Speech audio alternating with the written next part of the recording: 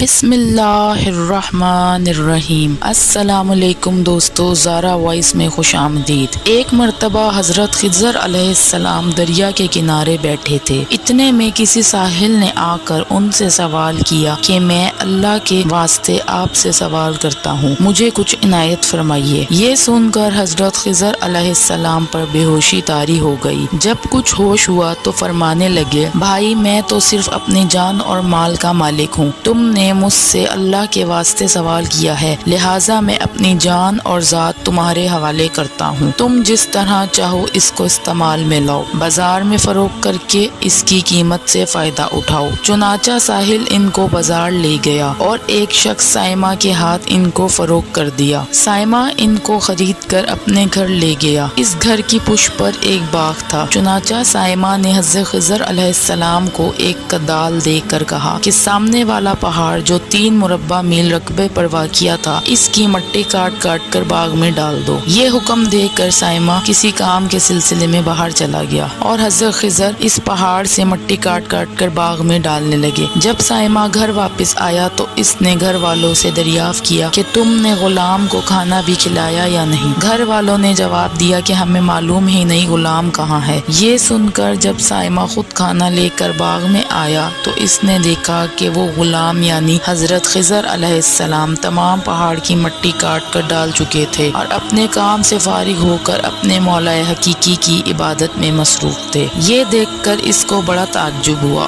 اور اس نے دریافت کیا، یہ تو بتائیے کہ آپ کون ہیں؟ یہ بات سن کر حضرت خضر علیہ السلام پر کچھ بے ہوشی سی طاری ہو گئی اور پھر افاقہ ہونے پر انہوں نے فرمایا کہ میں خضر ہوں، جس کو سن کر سائمہ کے ہوش اڑ گئے کہ تو نے یہ کیا کیا؟